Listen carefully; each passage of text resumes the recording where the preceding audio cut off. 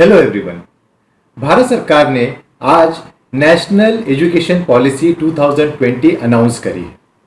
ये एक क्रांतिकारी कदम एजुकेशन के सेक्टर में होने जा रहा है, मगर हम ये जानेंगे कि हमें इसे बदलने की आवश्यकता, जो करंट एजुकेशन सिस्टम है उसे बदलने की आवश्यकता क्यों पड़ी। तो चलिए सबसे पहले हम इसके इतिहास को जानते हैं। जो करंट एजुकेशन पॉलिसी है इसे आखिरी बार 1986 में तत्कालीन प्रधानमंत्री श्री राजीव गांधी ने बदला था और उन्होंने जो उस समय एग्जाम पॉलिसी चल रही थी उसकी जगह पे उन्होंने कुछ बदलाव किए थे। जैसे उन्होंने 10+2 सिस्टम लॉन्च किया था, जिसमें बच्चा 10th के बाद में 2 साल और पढ़ता है, उसके बाद में +3 ग्रेजुएशन के लिए करता है। तो ये जो इतिहास है ये इससे रिलेटेड है। लेकिन इस मौजूदा सिस्टम में बहुत सारी लोगों को शिकायतें और कंप्लेंट थी।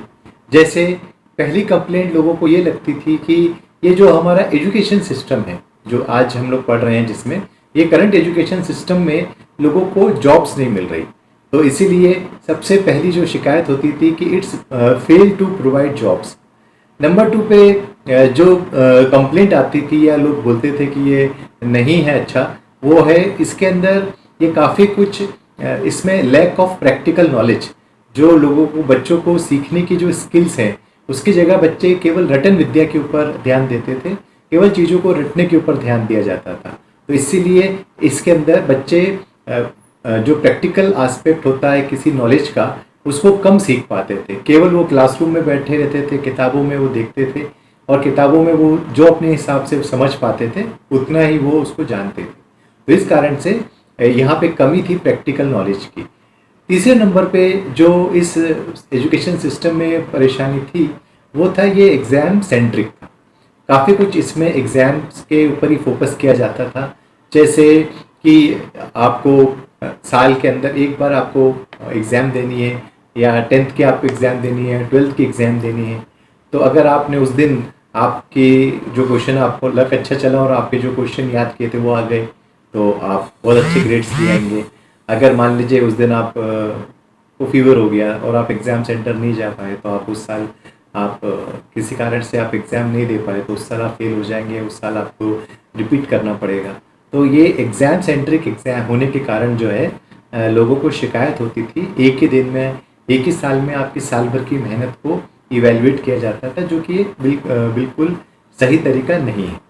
इसके बाद में लोगों की कंप्लेंट ये भी थी कि जो पढ़ाया जाता था उसमें से काफ़ी कुछ चीज़ें जो है वो इररिलेवेंट हुआ करती थी।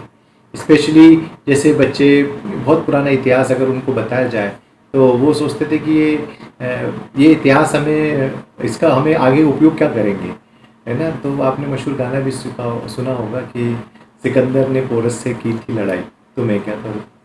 So people will ask this type of question. तो कहीं कहीं इररिलेवेंसी का भी था।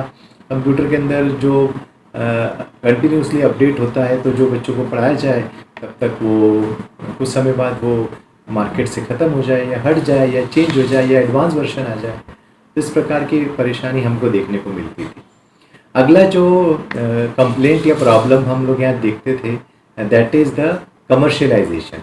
कमर्शियलाइजेशन में ऐसा होता था कि बहुत एक्सपेंसिव हो गई एजुकेशन।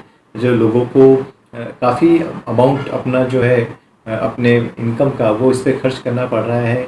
स्पेशली अगर आपके 2 बच्चे या 3 बच्चे हों अगर आपके फैमिली में, तो आपको उससे पढ़ाने के लिए काफ़ी बड़ा अमाउंट आपको अपने इनकम का उसी पे लगाना पड़ता था। तो इसीलिए एक्सपेंसिव एजुकेशन या कमर्शियलाइज एजुकेशन भी एक इसका ड्रॉबैक था। तो ये कुछ ऐसे रीज़न थे जिस कारण से ये मांग हमेशा उठती रही थी कि एजुकेशन पॉलिसी में बदलाव करने की ज़रूरत है। लेकिन एक ही दिन में, एक ही पॉलिसी, नई पॉलिसी से ये सारी कमियां भी पूरी हो जाएगी, ये अब आने वाले फ्यूचर में ही हमें पता चलेगा। आई होप कि आपको ये वीडियो पसंद आया होगा। प्लीज़ आप वीडियो को लाइक करें और चैनल को सब्सक्राइब करें। Thank you for watching.